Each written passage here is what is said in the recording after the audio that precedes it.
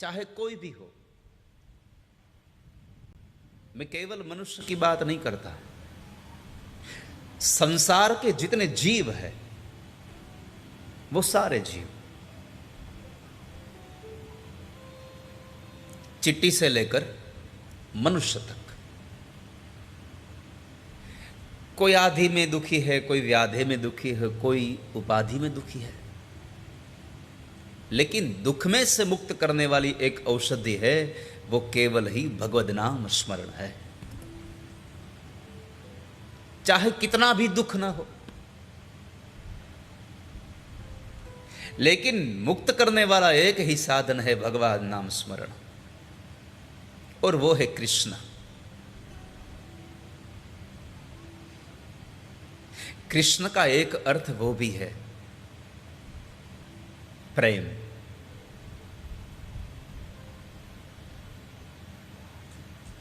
जिंदगी में कितना भी दुख या दर्द हो, यदि प्यार मिल जाए तो सारे दुख हम भूल जाते हैं। तो कृष्ण का एक अर्थ है प्यार, प्रेम, और इस संसार में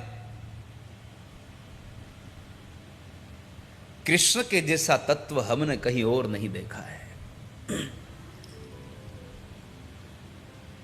एक बड़ी अच्छी कथा से आज की कथा का मंगल गान करें हम। वृंदावन में एक महाराज जी रहते थे,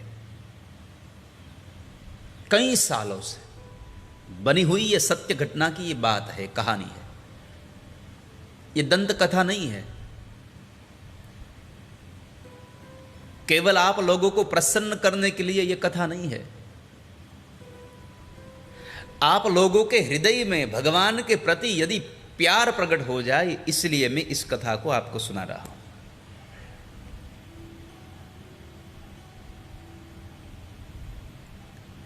तो बड़े बुजुर्ग महाराज जी थे, कई सालों से वृंदावन में रहते थे। एक वैष्णव परिवार था जो साल में 2-3 बार अपने बच्चों को साथ लेकर वृंदावन में भगवान बांके बिहारी के दर्शन के लिए जाया करते थे। जो बच्चे थे तब वो जा रहे थे, वो बड़े हो गए तब भी वो जा रहे थे वृंदावन में। बहुत अच्छी बात है, बच्चे जा रहे थे, वही बड़े होकर भी जा रहे थे, वरना यहां इस दुनिया का एक रूल्स है, दुनिया का एक नियम है, जो बड़ा हो जाता है वो कहीं नहीं जाता। जब हम छोटे होते हैं तब सभी जगह पे जाते हैं, जब हम बड़े हो जाते हो तो हम नहीं जाते। मैं कहां जाऊं वहां पे, वो आएंगे यहां पर। अरे तो वो बच्चे भी वो बड़े हो गए, तब भी वो भगवान बांके बिहारी के दर्शन के लिए जा रहे थे। कान खोलकर सुनना प्यारे भगवतजन,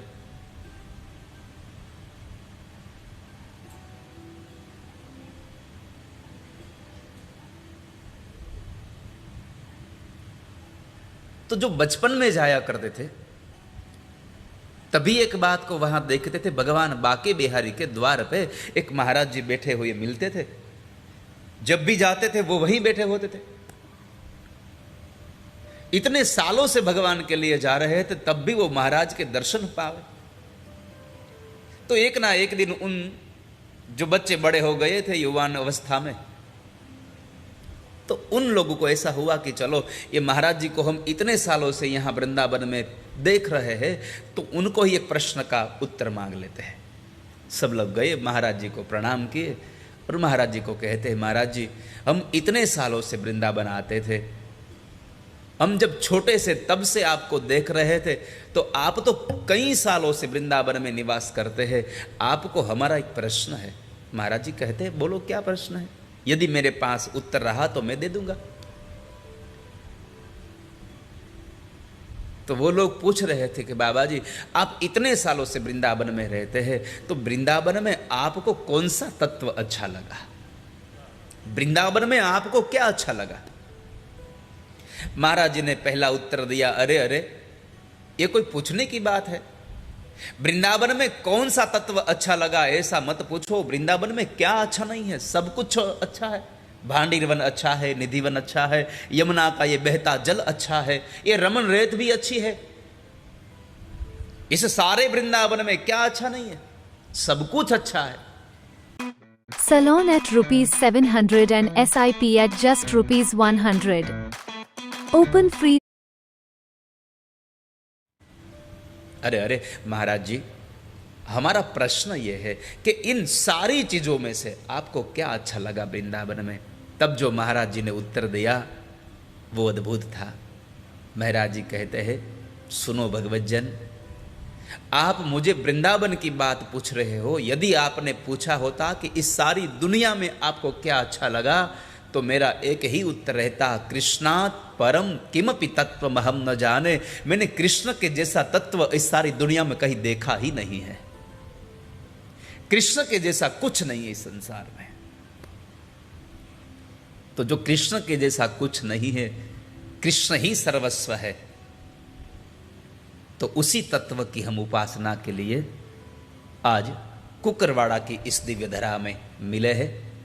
सोनी परिवार के द्वारा आयोजित हुआ ये 7 दिनों का ये महामंगल महोत्सव स्वर्गस्थ प्रफुल्ल भाई, लक्ष्मण भाई सोनी की इस दिव्य स्मृति में आयोजित हुआ ये 7 दिनों का महामंगल महोत्सव।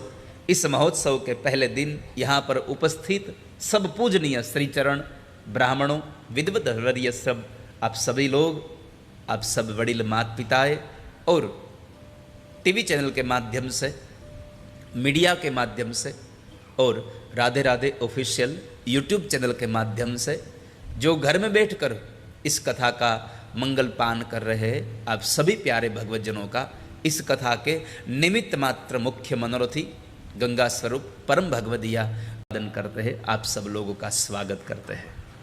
आप सभी को मनोरथी परिवार की ओर से, सोनी परिवार की ओर से बड़े भाव से, बड़े प्यार से, व्यासपीठ की ओर से जय द्वारकाधीश। एक बार भाव से जय द्वारकाधीश। जितने बैठे हुए सब बोले जय द्वारकाधीश। केम छो? आनंदમાં? વાહ। મેં કહ્યું જેટલા લોકો બેઠા છો એ બોલો, તો ઊભા હતા એમ ન ઊભા રહ્યા કે આપણને ક્યાં કીધું છે?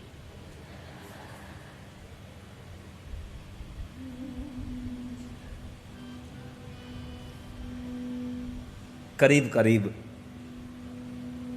1 વર્ષ નજીક થયું આ કથાનો મહામંગલ મનોરથ પરમ ભગવદિયા ઉષાબાને થયો જ્યારે ઠાકોરજી દગાવાડિયામાં ચૌધરી પરિવારમાં પધારેલા અને એમના ઘરે ભગવાન પધરામણીમાં આવ્યા, તો મને બરાબર યાદ છે, મને કાનમાં એમણે કહ્યું કે મારે જ ઘરે ઠાકોરજી પધારે એવા આશીર્વાદ મને આપો, અહીંયા ભગવાનની કથા થાય। પણ ત્યારે એમણે એવું નહોતું કહ્યું કે તમે જ વક્તા હશો એમ।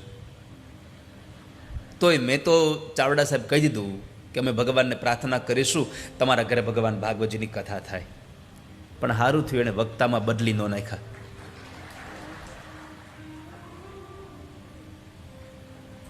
આજે અમારે આ વિસ્તારનું નેતૃત્વ અને જેમની સાથે ખૂબ આત્મીયતાનો નાતો છે એવા અમારે શ્રી જે ચાવડા પધાર્યા છે, એકવાર એમને તાળીઓના નાથી વધાવીએ।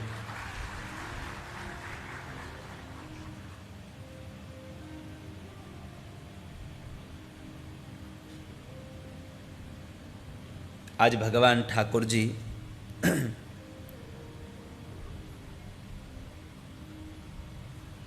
आखा गामनी यात्रा करीने आव्या।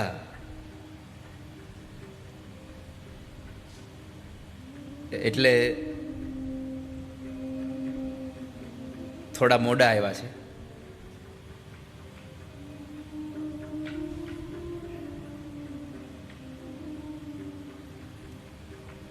कालथी बराबर टाइमे आवी जशे। कथानो समय शुं छे खबर छे कोईने? जेने काले आववानुं छे एने खबर हशे, बाकी तो क्या कोईने ध्यान राखवा जेवुं छे?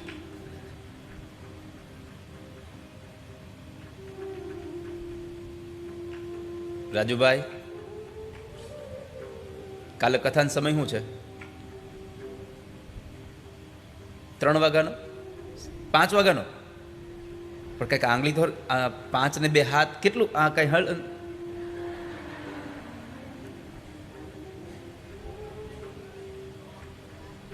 2 વાગ્યાનો, 3 વાગ્યાનો? 2 વાગે. કાલે કથા 2:30 વાગે ચાલુ થશે. કારણ કે તમે તો સવારમાં વેલા મોડા ઉઠો તોય હાલે, અમારે તો ઉઠીને પાછું પધરામણીએ ભાગવાનું હોય.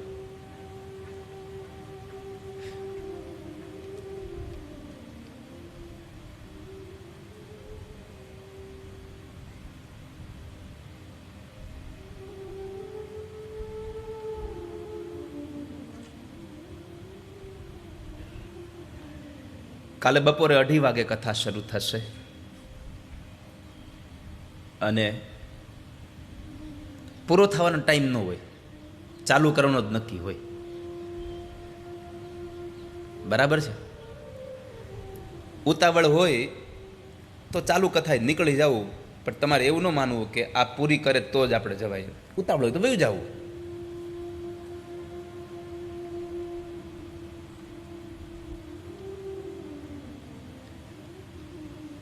આજ ભગવાન ઠાકોરજી આપણા ઘરે ગયા ડિસેમ્બર મહિનામાં દગાવાડિયામાં અમારે ડાયા બાપાને ત્યાં કનુભાઈના ઘરે, કનુભાઈ આજે ઉપસ્થિત થયા છે.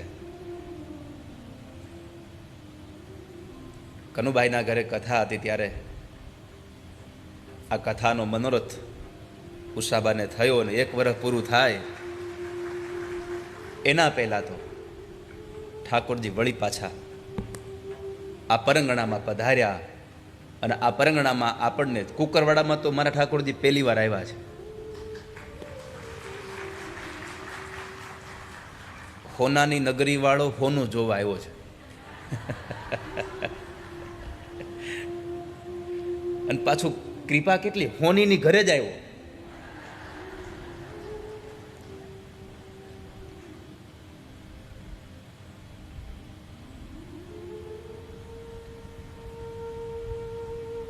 હોનીનું કામ હું પારખવાનું.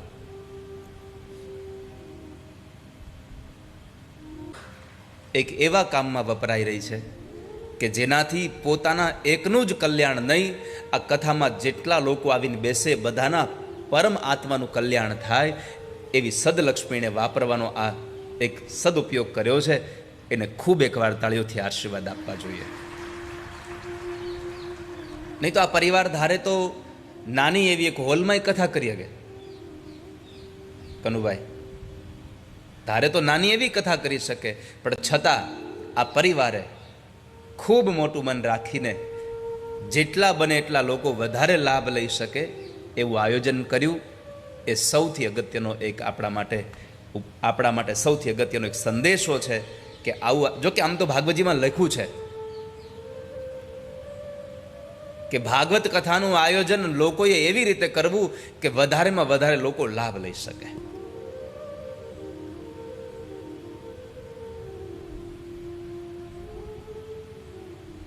પરમાત્મા ઠાકોરજીને આપણે આજ વાજતે ગાજતે એને માથા ઉપર ભગવાનને લઈને ગામની બજારમાં આપણે નાચતા કૂદતા, ન કોઈને તડકો લાગ્યો ન કોઈને થાક લાગ્યો. બાકી હવે તમે કહો કે અહીંથી હાલીને ઘરે જવાનું, અરે હું કઈ પૂગું, બધા ચાલતા એવા. કેમ? જ્યાં સંગમાં ભગવાન હોય ત્યાં કોઈ દુઃખ યાદ આવતું જ નથી વાલા વૈષ્ણવો. જ્યાં પ્રભુ સાથે હોય.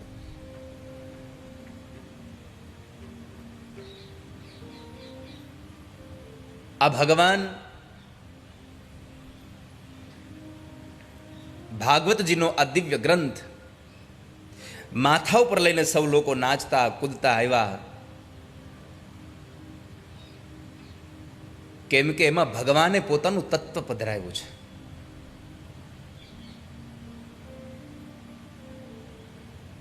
સ્વકીયમ યદ્ભવતેજ તચ્ચ ભાગવતે દધાત. મહાસાગરમાં આ પ્રભુ અદ્રશ્ય રૂપે ઠાકોરજી આમાં બિરાજા છે. અને એટલે જ હમણાં ઉદ્ઘોષકે તમને કહ્યું કે અત્યાર સુધી આ માંડવો હતો, પણ હવે ભગવાન ભાગવતજી અંદર પધાર્યા છે, એટલે આ માંડવો નથી, આ ભાગવતનું મંદિર છે. આની પવિત્રતા જાળવવી એ આપણી જવાબદારી છે. રહ્યું છે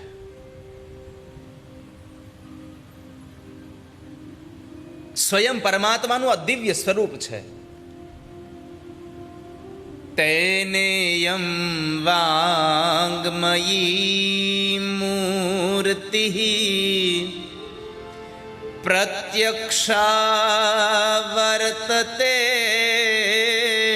હરેઃ.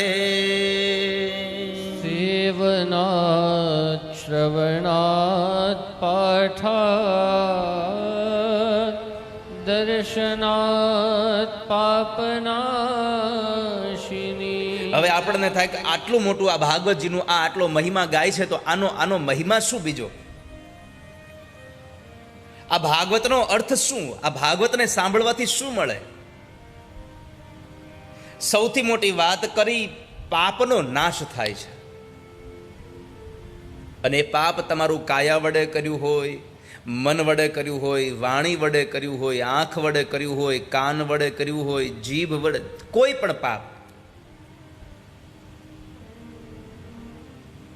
પણ પાપમાંથી મુક્ત કેવી રીતે થવાય? તો આ ભાગવતજીને સાંભળે એ જ કેવળ પાપમાંથી મુક્ત થાય એવું નથી. વાલા વૈષ્ણવો, યાદ રાખજો. સૌથી પહેલી વાત કરી, આ ભાગવતનું સેવન કરે. સેવનનો અર્થ છે સેવા. આ કથાના આ કોઈ પણ પરિસરમાં, આ કથાના આ આયોજનમાં આપણે મદદ કરીએ એ આપણી સેવા છે. મદદમાં તમને એમ થાય કે આપણા માંડવો બાંધવા લાગીએ એને મદદ કહેવાય? આરતીની થાળી પેટાવીને એને લઈને દઈએ એ આરતીની સેવા કહેવાય? અરે કમસે કમ તમે ખાલી અહીંયા કથા સાંભળવા આવો ને એ મદદ કરીને એ પણ તમારી સેવા છે.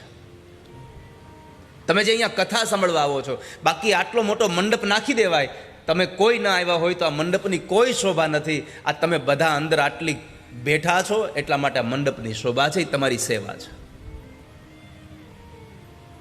તેને એમ વાંગમય મૂર્તિ પ્રત્યક્ષા વર્તતે હરે. સ્વયં પરમાત્મા હરિ છે. જો કે અહીંયા શબ્દ વાપરો હરે હે. હરેનો અર્થ છે જે કાપે છે, જે નાશ પમાડે છે. કોને? પાપને. તો સેવા કરે એના પાપ તૂટે. સેવનાથ શ્રવણાથ, જે સાંભળે એના પાપ છોડે છે. પાઠાત, જે ભાગવતજીનો પાઠ કરે એના પાપ મુક્ત થાય છે. પણ આમાં તો ઘણા એવા હોય ને, ન સેવા કરવાની ઈચ્છા થાય, ન કથા સાંભળવાની ઈચ્છા થાય, ન એનો પાઠ કરવાની ઈચ્છા થાય. કારણ કે બધાય કાંઈ અહીંયા કથા સાંભળવા આવતા થોડું છે. ઘણા તો વ્યવહાર સાચવા આવ્યા હોય, કંકોત્રી આવી છે, જવું જ પડશે ને. બધા કાંઈ અહીંયા કથા સાંભળવા આવે એવું જરૂરી નથી. કારણ કે શ્રોતા ત્રણ પ્રકારના હોય. એક ઉત્તમ શ્રોતા, એક મધ્યમ શ્રોતા અને એક કનિષ્ઠ શ્રોતા. ઉત્તમ શ્રોતા એ છે કે એને ખબર પડે કે મને અહીંયા અમારા આડોશ પાડોશમાં, અમારા ગામમાં કથા થઈ છે, અહીંયા આવે, કથામાં જ્યાં પણ જગ્યા મળે ત્યાં બેસી જાય અને કથા સાંભળે અને એ કથાને પોતાના જીવનમાં ઉતારે. એ ઉત્તમ શ્રોતા છે. મધ્યમ પ્રકારના શ્રોતા એ છે, કથામાં આવે, કથા સાંભળે, પણ કથામાંથી કાંઈ લઈને જાય. લઈને જવાનું એટલે ચપ્પલ લેવું નહીં હો. નહીં તો એક ભાઈ હમણાં મળ્યા, એને પૂછ્યું કે બૂટ નવા લીધા લાગે? તો કે ના, મંદિરે ગયો તો.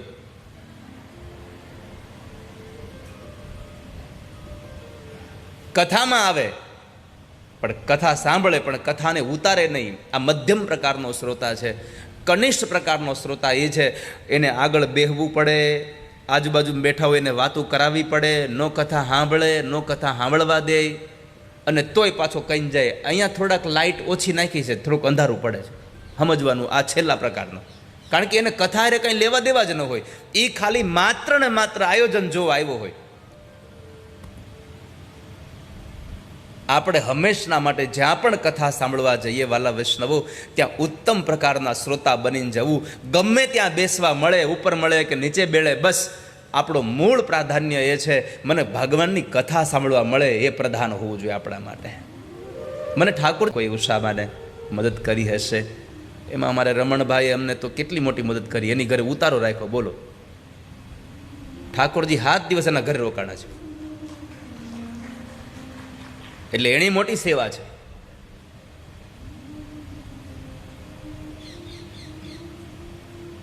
અત્યાર સુધી કદાચ ગામમાં લોકો નીકળતા હશે, કહેતા હશે હવે રહેવું એને અમેરિકાના આવડું મોટું અહીં મકાન બનાવ્યું, પાછું અહીંયા આવડું મકાન બનાવી, પાછું રહેવું ગાંધીનગરમાં.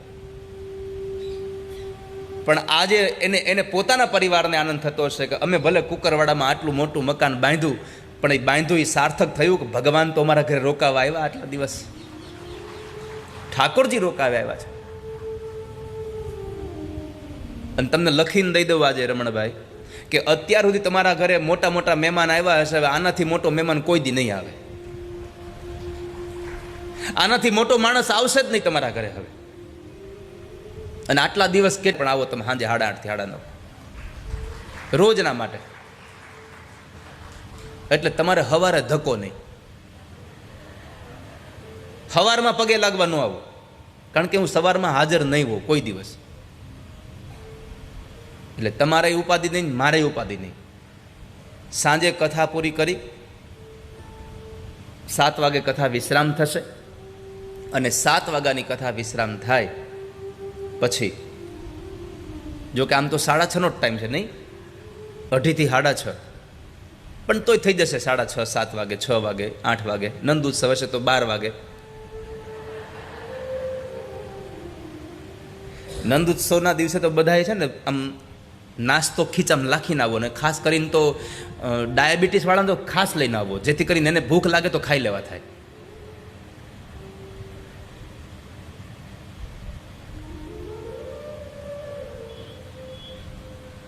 તો સેવા કરે એના પાપ મટે છે, કથા સાંભળે એના પાપ છૂટી જાય, કથાનો પાઠ કરે એના પાપ છૂટી જાય.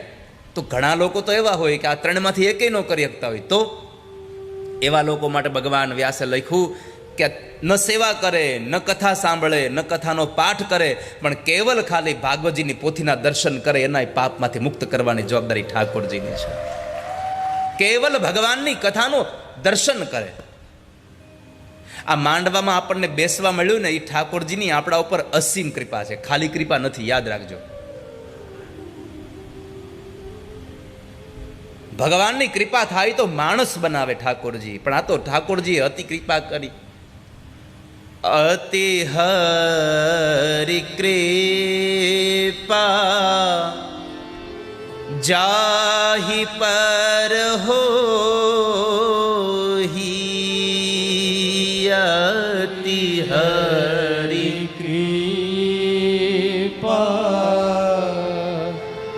જાહી પર હો. જુઓ ભગવાન ઠાકોરજીની અતિ કૃપા, એટલે કે ગોસ્વામી તુલસીદાસજી મહારાજે રામચરિત માનસમાં લખ્યું કે માણસ ઉપર કૃપા કરે ઠાકોરજી તો ભગવાન માણસ બનાવે, પણ માણસ બનાવ્યા પછી આપણને આવી ભાગવત કથાના માંડવામાં બેસવા મળે તો સમજવું આ ઠાકોરજીએ અતિ કૃપા કરી કે મને લાયક બનાવ્યો ભગવાને. અતિ હરિ કૃપા જાહી પર હો, અતિ હરિ કૃપા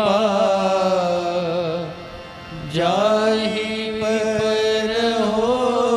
જેના ઉપર પરમાત્માની અતિ કૃપા હોય એવા લોકો શું કરે? પાઉ દેહી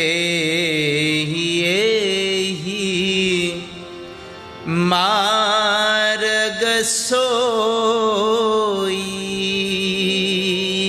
પામું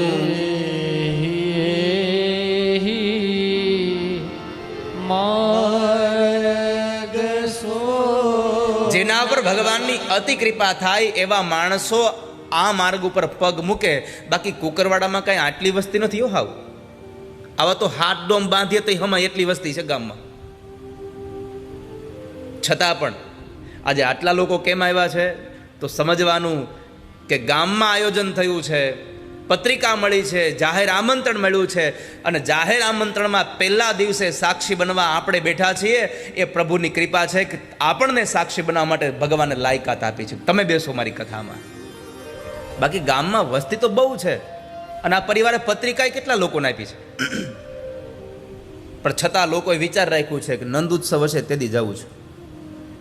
પણ તમે જોજો, જે દિવસે નંદ ઉત્સવ હશે ને તો ઘણાનો ભાવ હારો નહીં તો એ દી જ એના ઘરે મહેમાન આવશે. એ નહીં આવી ગયા. અતિ હરિ કૃપા જાહી પર હોઈ, અતિ હરિ જાહી પર હો. જેના ઉપર ભગવાનની અતિ કૃપા વરસે એવા લોકો આ ભગવાનની કથામાં આવે. અને આજ ભગવાને આપણા ઉપર એટલી કૃપા કરી કે સોની પરિવારના આંગણે સ્વયં ઠાકોરજી પધાર્યા. ભગવાન આપણા ઘરે આવ્યા છે. કેટલા વખતથી બોલાવતા હતા આપણે ભગવાનને કે ભગવાન તમે આવો, તમે આવો, તમે આવો. ત્યારે આજ ભગવાન આવ્યા. અને આવ્યા તો ખરા, પણ આખું ગામ હિલોળે ચડ્યું. આખું ગામ ભગવાનને જોવા નીકળ્યું બજારમાં. હું તો આમ બગીમાં ઉપર મને બેસાડ્યો હતો ને તો હું જોતો હતો.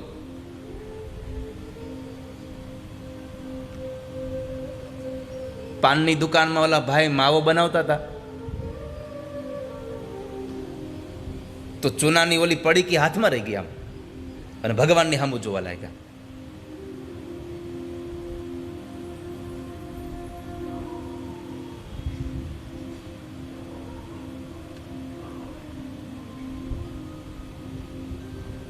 પરમાત્માને જોવા માટે આપ સૌ લોકો જ્યારે નીકળી પડ્યા,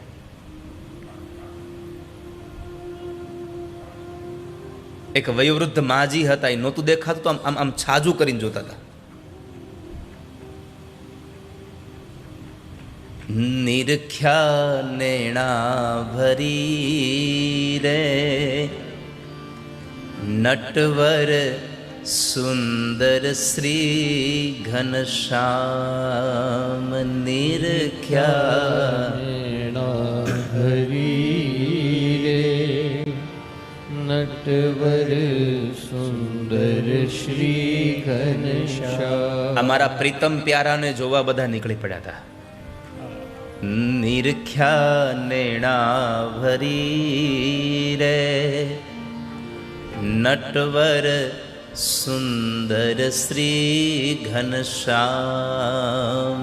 નિરખ્યા નેણા ભરી રે નટવર સુંદર શ્રી ઘનશ્યામ.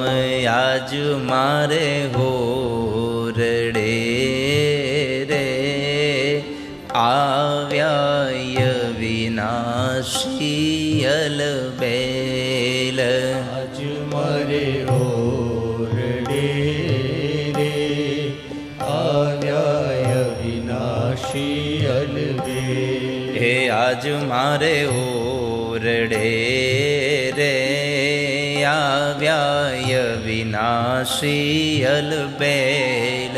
આજ મારે ઓરડે રે આવ્યા વિનાશી અલબેલ. પાઈ મેં બોલાવ્યા રે સુંદર છોગાવાળો છેલ. આઈ મેં બોલાવ્યા રે સુંદર છોગાવાળો છે.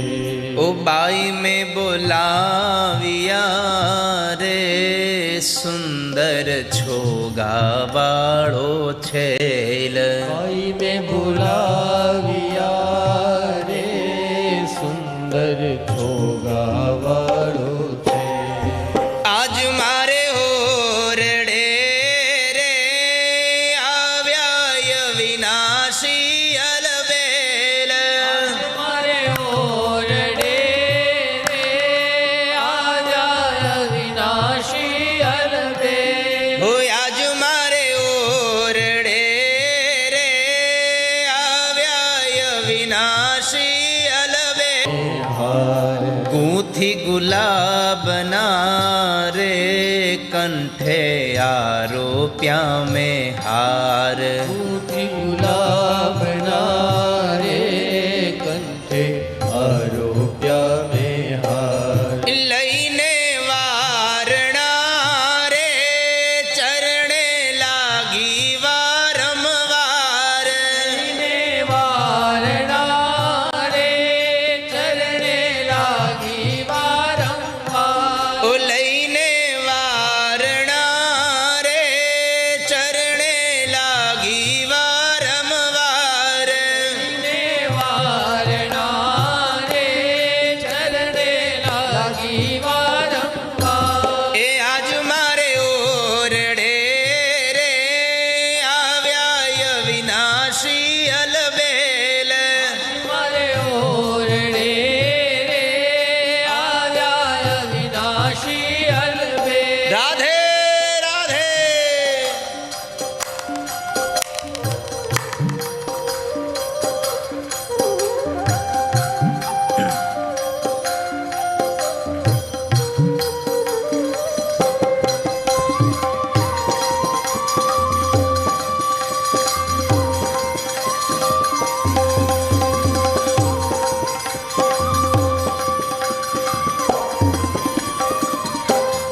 आप में तो आज रे बेसवा चाकलियो करी चार आप में तो आज रे बेसवा चाकलियो करी प्यार पूछा प्रीत शूं रे भाई में सर्वे समाचार पूछा प्रीत शूं रे भाई में सर्वे समाचार આજ મારે હોરડે રે આવ્યા વિનાશી અલબેલ આજ મારે ઓરડે રે આવ્યા વિનાશી અલબે હો આજ મારે હોરડે રે આવ્યા વિનાશી અલબેલ આજ મારે ઓરડે રે આવ્યા વિનાશી અલબે તો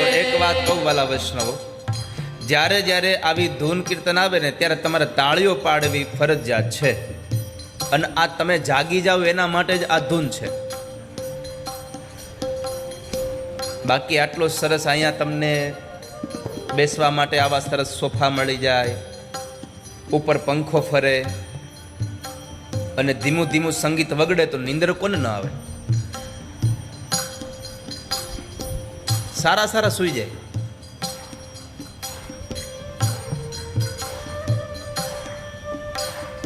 તમે સૂઈ ગયા હો એટલે તમને જગાડવા માટે ધૂન કરાવી પડે છે. કેમ કે જે કથામાં આવીને હોઈ જાય એ બીજા જન્મમાં સાપ બને, સ્નેક. સૂઈ જવાનો અર્થ ખાલી એવો નથી કે તમે અહીંયા આંખ બંધ કરીને ઘસઘસાટ ઊંઘી જાવ એને સૂઈ ગયા કહેવાય. જે માણસ મનથી કથામાં હાજર ન હોય એ સૂઈ ગયેલો છે. અહીંયા તો કેટલા એવા હશે, શરીરથી અહીંયા બેઠા હશે, મનથી મોબાઈલમાં. જે માણસ કથામાં આવીને સૂઈ જાય એ બીજા જન્મમાં સાપ બને. દેવી ભાગવતમાં તો અજગર લખ્યું છે. હું તો થોડીક તમને સ્કીમ આપું છું. એમાં તો અજગર લખ્યું છે.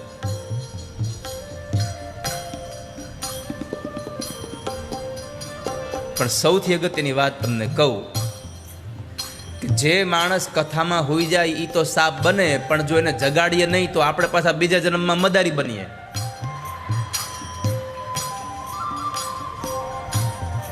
એટલે આજુબાજુમાં જરા જોઈ લો, કોઈ હુઈ નથી ગયો ને.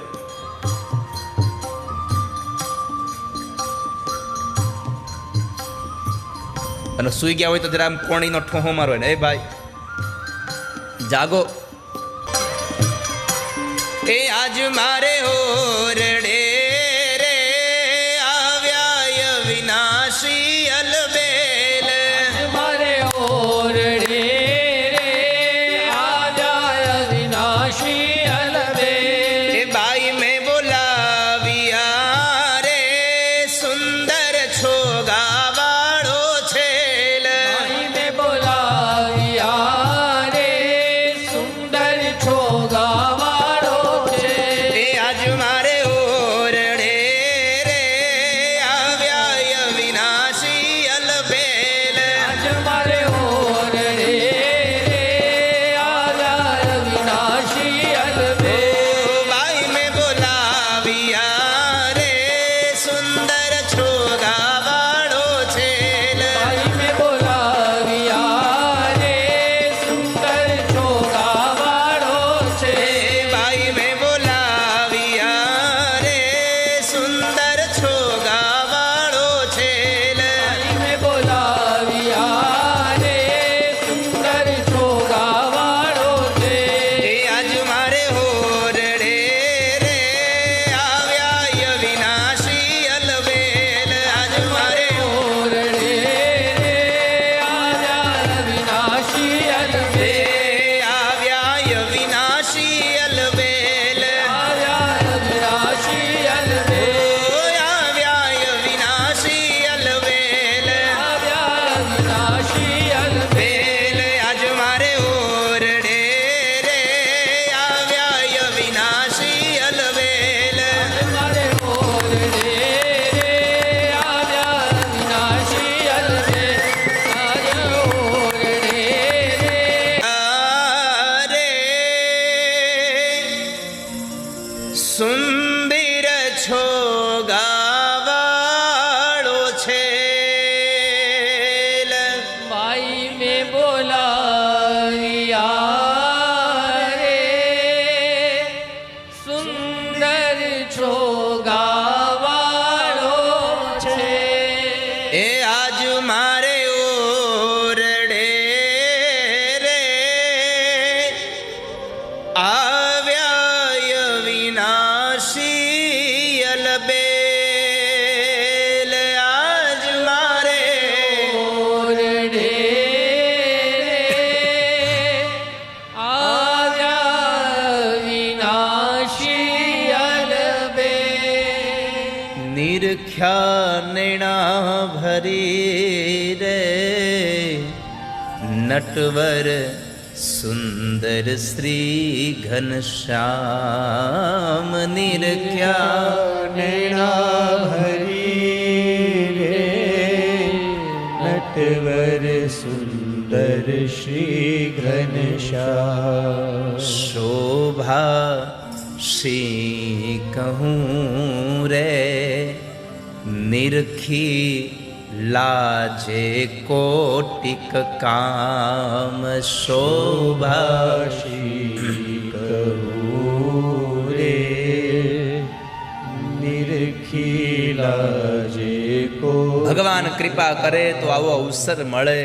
શ્રીજી બાબાએ કૃપા કરી ત્યારે આંગણ અવસર આવ્યો જો. શ્રીજી બાવાએ કૃપા કરી ત્યારે આંગણે અવસરે અને ભગવાન કૃપા કરે તો જ બધું થાય, બાકી તો આપણે બધા મંદમતી છીએ. ક્વાહમ મંદમતી ક્વેદમ મંથનમ ક્ષીરવારિધે કિમ તત્ર પરમાણુર્વે યત્ર મંજતિ મંદરઃ. શ્રીધર સ્વામી લખે છે, ક્વાહમ મંદમતિઃ ક્વેદમ મંથનમ ક્ષીરવારિધે. ક્યાં હું મંદમતી અને ક્યાં પ્રભુનો આ અગાધ સમુદ્ર.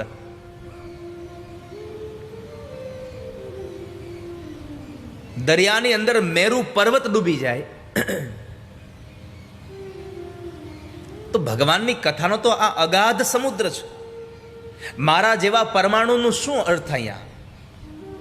હું ક્યાંથી તરી શકું? પણ આજે તરી શકું છું, ભગવાનની કથા બોલી શકું છું, ભગવાનની કથા તમને સંભળાવી શકું છું, તમે ભગવાનની કથા સાંભળી શકો છો. એ કેવળ ને કેવળ પ્રભુ કૃષ્ણ પ્રત્યેનો પ્રેમ આપણને કરાવી રહ્યો છે. પરમાત્મા પ્રતિનો પ્રેમ જે આપણી અંદર છે એ આપણને આજે આ બધું કરાવી રહ્યો છે.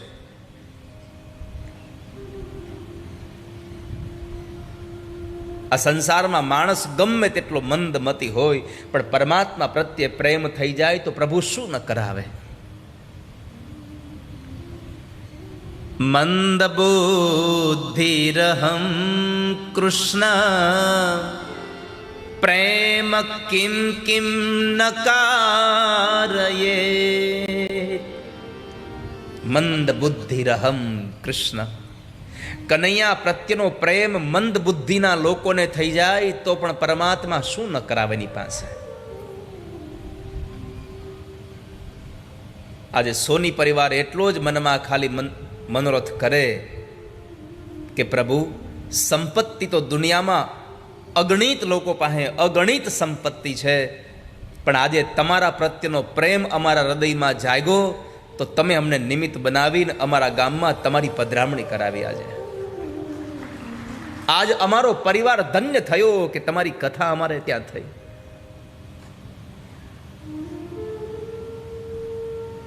પિતૃઓની સ્મૃતિમાં, સ્વર્ગસ્થ પ્રફુલ્લભાઈની પુણ્ય સ્મૃતિમાં આ કથા મારો જ પ્રસંગ અને મારી જ ગેરહાજરી. પણ આજે હું બહુ પ્રસન્નતા સાથે કહું છું મારી કે અહીંયા તમે સોની પરિવાર જેટલા રાજી હશો, આપ સૌ કરતા સવાયો રાજી પ્રફુલ્લભાઈનો આત્મા હશે કે મારા ઘરે કથા થઈ, ભગવાન પધાર્યા. એમની ચેતના રાજી હશે કે અમારા ઘરે ભગવાન પધાર્યા છે. મહેમાન તો બહુ બધા આવે પણ ભગવાન જેવો મહેમાન આપણા ઘરે જ આવે એ કેવળ ને કેવળ પ્રભુની કૃપા છે. આ રહસ્યોથી ભરેલો ગ્રંથ છે. સામાન્ય ગ્રંથ નથી. મહાપુરુષો એમ કહે છે કે આ સંસારનો ગમે તેટલો મોટામાં મોટો વિદ્વાન માણસ હોય પણ વિદ્વાન માણસ પાસે કેટલી વિદ્વતા છે એને તપાસવી હોય તો ભાગવતનો ગ્રંથ એના હાથમાં આપી અને એને કહો કે હવે આના ઉપર તમે કંઈક ગ્રંથ ઉપર તમે કંઈક કહો. વિદ્યા ભાગવતી ભાગવતાવધી. આ ભાગવત એક એવો ગ્રંથ છે કે જેમાં વિદ્વાનોની પણ વિદ્વતાની તપાસણી થઈ જાય.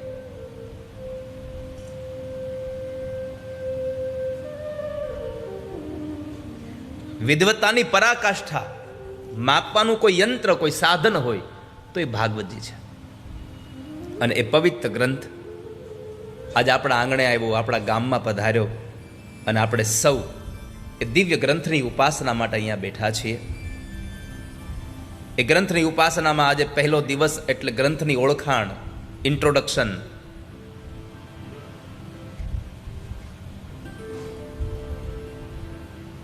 શું છે આ ગ્રંથ?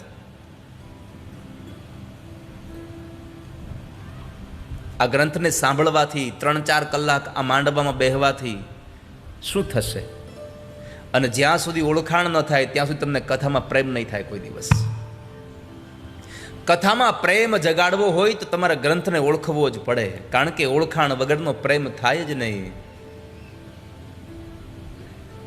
જાને બીનું હોય નહીં પરતીતિ, બીનું પરતીતિ હોય નહીં પ્રીતિ. જાણ્યા વગર પ્રેમ જ ન કરી શકો ક્યારે તમે કશું સાંભળ્યા વગર કોઈના મોઢેથી, એ માણસને તમે જોયો જ નથી તો એને તમે ક્યારે પ્રેમ ન કરી શકો. ક્યારેક કોઈ માણસને જોયા પછી આપણને પ્રેમ થાય, ક્યારેક કોઈ માણસને, કોઈ વ્યક્તિત્વને, એના વ્યક્તિત્વ વિશેની વાતો સાંભળ્યા પછી આપણને લાગણીઓ પ્રગટ થઈ જાય. માં રૂકમિણીએ ભગવાનને પત્ર લખ્યો, એમાં પહેલા જ વહેલા લખી દીધું, તમારા પ્રત્યે મને પ્રેમ થયો છે, તમારામાં મારું મન લાગ્યું છે. ભગવાને પ્રશ્ન કર્યો કે તમને મારા પ્રત્યે પ્રેમ ક્યાં થયો? હું તો તમને મળ્યો જ નથી કોઈ દિવસ, છતાં તમે મને કેમ પ્રેમ કરી શકો છો? અને ત્યારે રૂકમિણીજી ભગવાનને કહે છે, શ્રુત્વા ગુણાન ભુવન સુંદર શૃણ્વતાં તે, શ્રુત્વા ગુણાન ભુવન સુંદર શૃણ્વતાંતે નિર્વિષકર્ણ વિવરેર હરતોંગતાપમ, નિર્વિષકર્ણ વિવરેર હરતોંગતાપમ. આ બે જ પંક્તિમાં કહી દીધું ભગવાનને, પ્રભુ સૌથી પહેલા તમારી કથા સાંભળી છે મેં મારા કાનોથી. શ્રુત્વા ગુણાન ભુવન સુંદર શૃણવતાંતે, મેં તમારી કથાઓ બહુ સાંભળી છે, તમારા ગુણને બહુ સાંભળ્યા છે, એટલે મારું મન તમારામાં લાગ્યું છે, મારું ચિત્ત તમારામાં ચોટ્યું છે. ત્વયચ્યુતા વિશતિ ચિત્તમ પત્રપમ મે, ભગવાન તમારી કથાઓને સાંભળીને તમારામાં પ્રેમ થયો છે.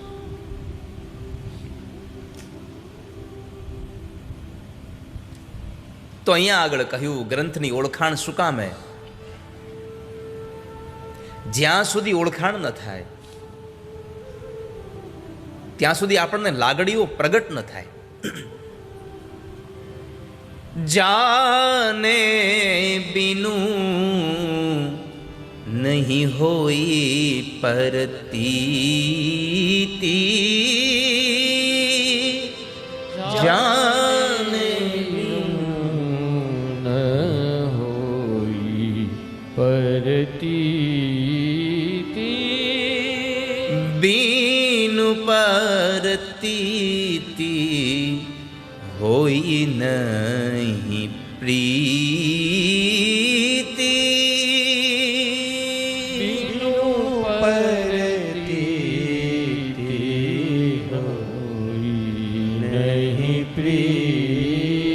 જાણ્યા વગર પ્રેમ ન થઈ શકે. લાગણીઓ પ્રગટ ન થાય. એટલે મારે તમને આજે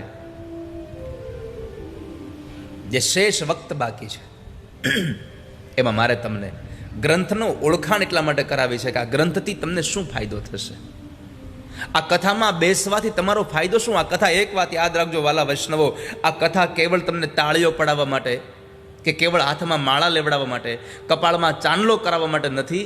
આ કથા તમારું જીવન કેવી રીતે મંગલમય માર્ગ ઉપર ચાલે એના માટેની કથા છે. આપણા જીવનના કેટલા બધા રૂલ્સ આપણે શું ફોલો કરવાનું છે એના માટે છે. બાકી ભગવાને માણસ તો બનાવ્યા છે, પણ માણસ બનાવ્યા પછી આપણામાં માણસાઈ કેવી હોવી જોઈએ એના માટે થઈને આપણને જાગૃત કરાવે એ માટેનો ગ્રંથ છે. જ્યારે પરમાત્માએ વિશિષ્ટ રૂપે આપણને અધિકાર આપ્યો છે, બધી યોનિઓ કરતા વધારે પરમાત્માએ આપણા પર કૃપા કરી કે આપણને ઠાકોરજીના મંદિરમાં ભગવાનની કથાઓમાં જવા માટેનો અવકાશ ઠાકોરજી આપણને આપે છે. બાકી તો આહાર, નિદ્રા, ભય, મૈથુનમ, આ દુનિયાની જેટલી યોનિઓ છે બધી જ યોનિઓ ભોજન કરે છે. જેટલી યોનિઓ છે એ બધી યોનિઓ ભોજન કરીને સૂઈ જાય છે. આ દુનિયામાં જેટલી પણ યોનિઓ છે એને બધાને ભય છે મૃત્યુનો, હું મરી જઈશ તો. અને આ દુનિયામાં જેટલી પણ યોનિ છે બધા જ યોનિઓ મૈથુની સૃષ્ટિ દ્વારા પોતાના વંશને આગળ વધારી રહી છે. તો આપણામાં ને એ બધી યોનિઓમાં શું તફાવત? બસ એ જ તફાવત છે કે આપણે ભગવાનની કથામાં જઈ શકીએ છીએ, આપણે પરમાત્માના મંદિરોમાં દર્શન કરવા જઈ શકીએ છીએ. બીજી યોનિઓ ત્યાં જઈ શકતી નથી. તમારા ઘરમાં ગમે તેટલું મોંઘું કૂતરું હશે, તમે કદાચ ફરવા જશો એને લઈ જશો, પણ કથામાં એને હારે નહીં લઈ જાઓ. કેમ? કથામાં એને અધિકાર નથી. આ સંસારમાં અધિકાર કથાનો અને ભગવાનના નામ સ્મરણનો કેવલ મનુષ્યને આપ્યો છે.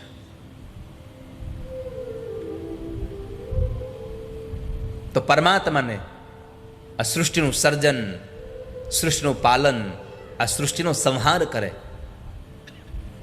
એ ભગવાનને આપણે વંદન કરવા બેઠા છીએ. એટલે તો ભગવાનને ગુજરાતીમાં ભગવાન કીધા છે અને ઇંગ્લિશમાં એને ગોડ કીધા છે. GOD.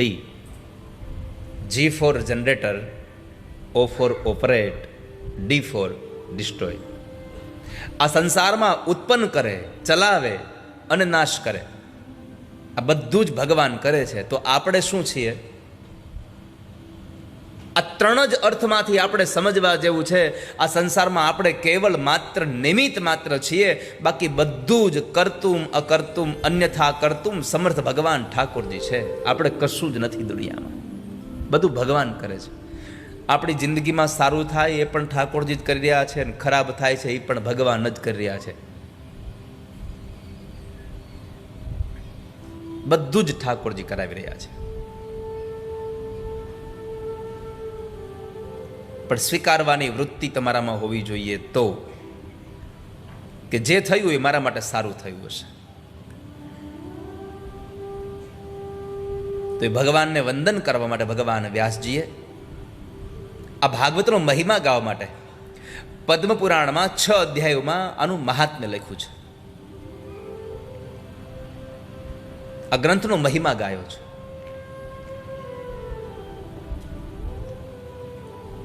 અને એ 6 અધ્યાયોમાં મહિમા ગાતા, કારણ કે પદ્મપુરાણમાં એટલા માટે ગાયું, આ ગ્રંથ ભાગવતની અંદર જો ભાગવતનો મહિમા ભર્યો હોત, ભાગવતનો મહિમા ભાગવત જ ગાતો હોત, તો આપણને લોકોને હસવું આવત કે પોતાના વખાણ પોતે કરે છે.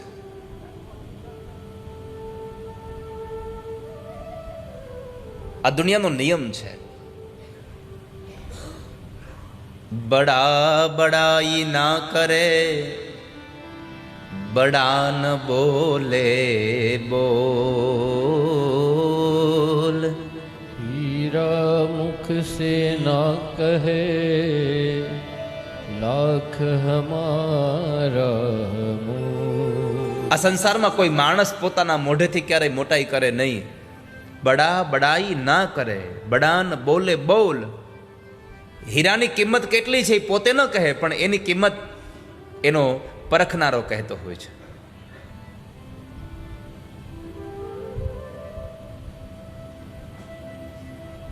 હીરાની કિંમત પરખીને જ થાય.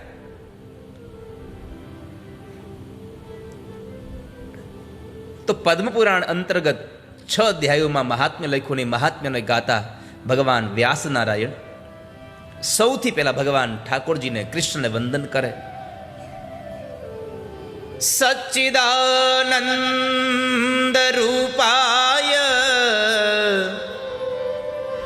વિશ્વોત્પત્યાદિ હેતવે तापत्रय विनाशाय श्री कृष्णाय वयम नुमः.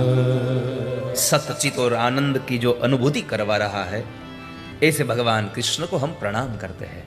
हे कृष्ण, केवल कृष्ण को ही प्रणाम नहीं किए, श्री कृष्ण को, या श्री यानी कि राधिका, राधा के संग जो भगवान कृष्ण है वो कृष्ण को हम प्रणाम करते हैं. सीता के साथ जो भगवान कृष्ण है, सीता के साथ जो राम है, उन राम को हम प्रणाम करते हैं. लक्ष्मी के साथ जो विष्णु है वो विष्णु को हम प्रणाम करते हैं. समन्वित को हम प्रणाम आदि है तवे. અને સૌથી અગત્યની વાત ઠાકોરજી, 3 પ્રકારના તાપમાંથી મુક્ત કરવાનો તમારો સ્વભાવ છે, એટલે તમને પ્રણામ કરીએ. તાપત્રય વિનાશાય શ્રી કૃષ્ણાય વયમ નુમઃ. હે કૃષ્ણ, અમે તમને પ્રણામ કરીએ છીએ કે તમે અમને 3 પ્રકારના તાપમાંથી છોડાવો છો: આધિ, વ્યાધિ અને ઉપાધિ. હવે આધિ, વ્યાધિ ને ઉપાધિ આપણને બધાને ખબર છે કે આધિ, વ્યાધિ, ઉપાધિ બરાબર, પણ કોને આધિ કહેવાય, કોને વ્યાધિ? સંસારમાં જે વસ્તુ આપણી પાસે ન હોય અને એનું દુઃખ આપણને થયા કરે એને આધિ કહેવાય. શરીરમાં જે રોગ થાય એને વ્યાધિ કહેવાય. પણ જે વસ્તુ આપણી પાસે હોય અને છતાંય આપણને દુઃખ થયા કરે એને ઉપાધિ કહેવાય. પૈસા ન હોય અને દુઃખ થાય એને આધિ કહેવાય. પણ પૈસો એટલો વધી જાય કે હવે મૂકવા ક્યાં જાવ, આને કઈ રીતે થાળે પાડવો, એ હુજતું બંધ થઈ જાય, સમજવાનું આને ઉપાધિ કહેવાય. આધિ, વ્યાધિ ને ઉપાધિમાંથી આપણને 3 પ્રકારના તાપમાંથી મુક્ત કરે એ પરમાત્મા. હે કૃષ્ણ, અમે તમને પ્રણામ કરીએ છીએ. પહેલું વંદન ભગવાન કૃષ્ણને વંદન કર્યું. પહેલું પ્રણામ ભગવાન જગતગુરુને કર્યા અને બીજું પ્રણામ સદગુરુ સુખદેવજીને કર્યા. યમ પ્રવ્રજંતમનુપેતમપેત કૃત્યમ દ્વૈપાયનો વિરહ કાતરયા જુહાવ. પુત્રેતિ તન્મયતયા તર્વોభిનેદુ સ્તં સર્વભૂતહૃદયં મુનિમાનતો. હે ભગવાન, હે મુનિઓના મુનિ, જેની પાછળ સ્વયં આ ગ્રંથોના રચયિતા ભગવાન વ્યાસ પાગલ બની દોડે. પુત્રેતિ તન્મયતયા તર્વોభిનેદુ. હે મહામુનિ, અમે તમને પ્રણામ કરીએ છીએ. આ બેવને પ્રણામ કર્યા. આ કથા નૈમિષારણ્યના જંગલમાં પવિત્ર સ્થાનમાં ચાલતી હતી, જ્યારે 88,000 શૌનકાદિક ઋષિ મુનિઓ અને સૂત નામના મહાપુરાણી એક બહુ મોટું સત્ર ભરીને બેઠા હતા. જ્ઞાન સત્ર હતું, યજ્ઞ ચાલતો હતો. અને એ યજ્ઞમાં જ્યારે વિશ્રામનો સમય થયો ત્યારે શૌનકોએ સૂત નામના મહાપુરાણીને પ્રશ્ન કર્યો. જો કે 4 પ્રશ્નો કર્યા છે, પણ આ 4 પ્રશ્નોમાં મને કોઈ જો શ્રેષ્ઠ રીતે પ્રશ્ન ગમ્યો હોય તો છેલ્લો પ્રશ્ન વિશેષ રૂપે મને ગમ્યો. એટલા માટે કારણ કે એણે માગ્યું શું. અહીંયા આ કથા સૌથી પહેલો ઉપદેશ આપણને એ આપે છે કે કોઈ મહાપુરુષ પાસે જઈએ તો એની પાસે આપણે કેવી વાત કરવી જોઈએ, કેવી માગણી કરવી જોઈએ, એની પાસે શું માગવું જોઈએ. આપણે તો કોઈ સંતોના ચરણે જઈએ એટલે સીધું કહીએ, બાપા એક ધબ્બો મારો ને કંઈક ધંધો હરખો હાલે લ્યો. કાં તો આપણે આપણા છોકરાને આગળ કરીને કહીએ આની માથે હાથ મૂકો, થોડુંક હરખું ભણે. મોટો થઈ ગયો તો એમ કહીએ આની માથે હાથ મૂકો, આના હારો લગ્ન થઈ જાય, અમારી દીકરીને હારો ઘરવાળો મળે, એવું કંઈક કરો. મહારાજજી મનમાં કહેતા હશે આ બધું નહોતું કરવું એટલે તો માળા પકડી હાથમાં.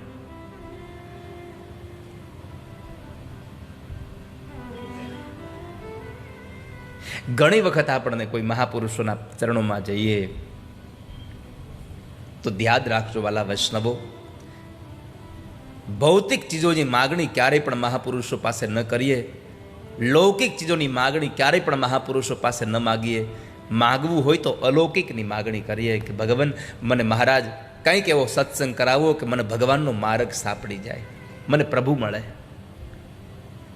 શૌનકોએ પ્રશ્ન કર્યા, એમાં ચોથો પ્રશ્ન ભગવાનને કર્યો. શ્રેયસામ યદ ભવેત શ્રેયઃ પાવનાનામ ચ પાવનમ. કૃષ્ણ પ્રાપ્તિકરં શશ્વ સાધનમ તદ્વધા. સૌથી શ્રેષ્ઠ પ્રશ્ન હતો શૌનકોનો, બાપજી કનૈયાની પ્રાપ્તિ કરાવે એવું શાશ્વત સાધન આપો. આજે આપો ને કાલે વયું જાય એવું નહીં, શાશ્વત સાધન અમને આપો કે જે ક્યારેય પણ મટે નહીં. તદ્વદાધુના. ભગવાન, અમારા પર કૃપા કરો. અમે તમને પ્રાર્થના કરીએ છીએ. અમારા કાનમાં ભગવાનના નામનો એવો રસ રેડો કે અમને શાંતિ મળે. આ દુનિયામાં સૌથી માણસની જો છેલ્લી અપેક્ષા હોય તો શાંતિની. બધું મેળવી લીધા પછી ભગવાન પાસે જઈને કહે, હે ભગવાન, હવે શાંતિ આપો. બધું આપી દીધું. આ સંસારમાં પહેલેથી પરમાત્મા પાસે શાંતિનો અનુભવ માંગીએ. ઠાકોરજી, શાંતિ મળે એવું કંઈક કરો. પૈસા તો ગમે તેટલા હશે તો શાંતિ નથી જ મળવાની. ગમે તેટલા પૈસા આપશે, શાંતિ નહીં મળે. શાંતિ તો કેવલ પ્રભુના ચરણારવિંદમાં છે, ભગવાન પાસે છે. બાપજી, અમે કથા બહુ સાંભળી હો. કથા નથી સાંભળવી. તમારે જો અમને આપવું હોય તો એક કામ કરો, અમને ભગવાનના નામનો એવો રસ પીવડાવો. કારણ કે આપણે બધાએ કથા તો બહુ જ સાંભળી નાખી છે. કથા સુણી સુણી ફૂટ્યા કાન, તોય ન આવ્યું બ્રહ્મ જ્ઞાન. અખો ભગત કહે હવે કરવું કેમ, આટલી વાર સાંભળી તોય હજી એમનું એમ છે. કેટલી કથાઓ સાંભળી નાખી આપણે તો. વાલા વૈષ્ણવો, કથા થોડી સાંભળજો, પણ જેટલી સાંભળો ને એને તમારી અંદર ઉતારજો. કથાને ઉતાર્યા વગર તમારું મંગલ નહીં થાય. કથાને તમારા જીવનમાં ઉતારવી પડશે. કથાને સાંભળવી જ મહત્વ નથી, એ સાંભળેલી કથાને જીવવી પણ મહત્વની છે.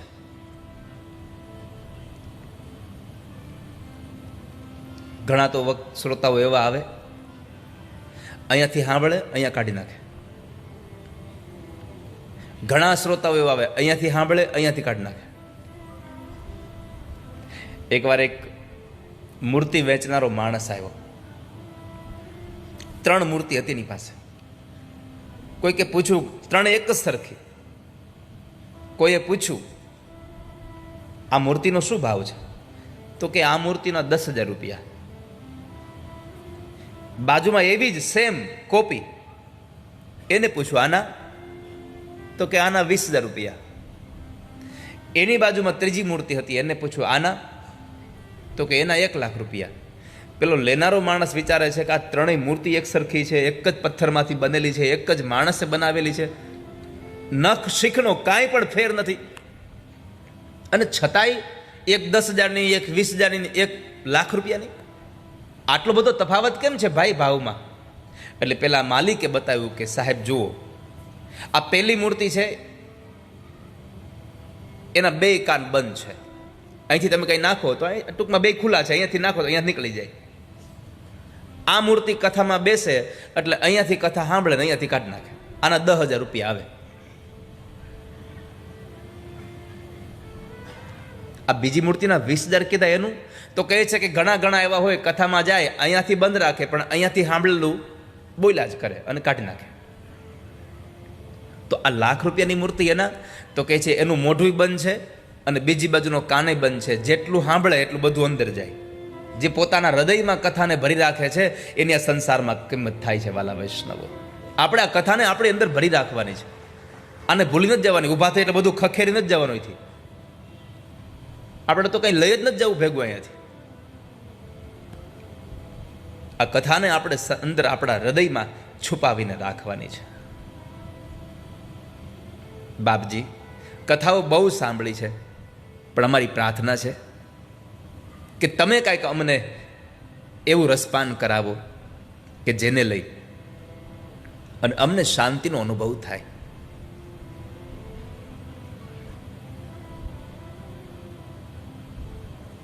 સૂતજીએ કહ્યું કે તમારે જો શાંતિનો અનુભવ કરવો હોય તો એક કામ કરો, તમે ભાગવતની કથા સાંભળો. ભાગવતની કથા? હા. કેમ? તો કહે છે ભાગવત એ બધા જ પુરાણોનો સાર છે.